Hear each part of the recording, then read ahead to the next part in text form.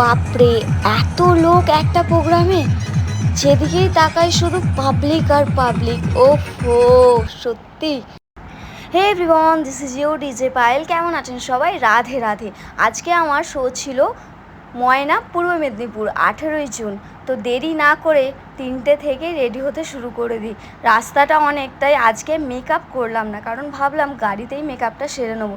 কারণ এত গরমে রাত 8টা থেকেও যদি শুরু হয় তো এতক্ষণ রাখা যাবে না। তাই দেরি না করে ঠাকুর প্রণাম করে আমরা ওয়েট করতে থাকি আমার গাড়ির জন্য। আর যেদিন লেট হবে ভাই, সব দিক থেকেই হবে, গাড়িও এখনও এসে পৌঁছায়নি। তাই বসে থেকে থেকে ওয়েট করতে করতে অবশেষে এলেন মহারাজ। তো আমরা এবার বেরিয়ে গেলাম শো এর উদ্দেশ্যে। যে সব প্যাক হবে, লোড হবে, তারপর গাড়ি রওনা দেবে।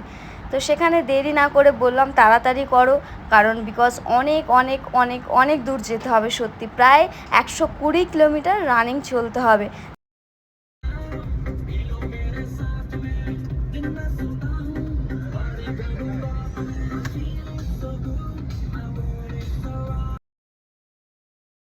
তো গাড়িতে একটু মিউজিক করতে করতে, এনজয় করতে করতে আমরা চলে এলাম সোদপুর ডিজে সৌরভ দাদাকে তুলতে। ওই দেখুন, ওনার তো গরমের চোটে এখনই হাল খারাপ খুব। বলছে দেখ কি অবস্থা হয়েছে, এতক্ষণ দাঁড় করিয়ে রাখলি কেন? আমি বললাম দাদা রাগ করো না, যা হয়েছে চলো।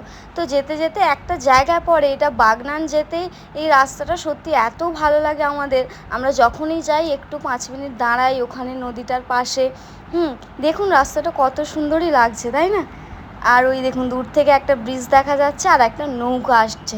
সত্যি বলছি ভাই, অসাধারণই লাগছিল।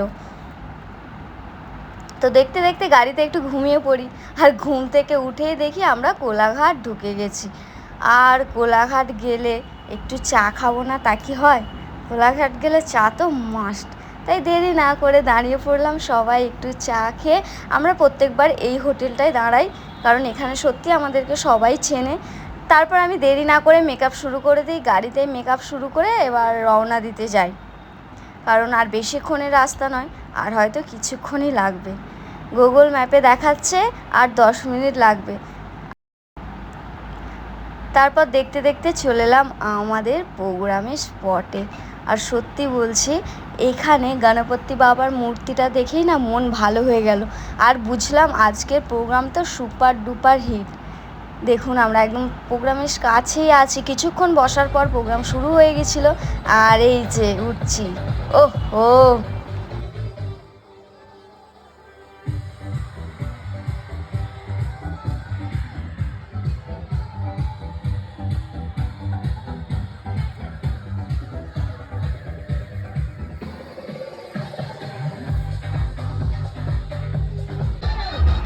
তারপর বলছি, এত পাবলিক হয়েছিল আর এত মানুষের ভালোবাসা পাবো, সত্যি আমি কখনো ভাবিনি এটা। যাই হোক, এটা আপনাদের আশীর্বাদ, আপনাদের কৃপা এবং মা রাধারানীর শ্রীকৃষ্ণর কৃপা তো অবশ্যই আছে।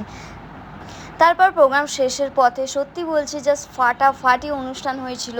আসলে একটা কথা, ডিজে মানেই কিন্তু সাউন্ড সিস্টেম যদি বেটার থাকে, সত্যি বলছি সেই প্রোগ্রাম আর দেখতে হয় না।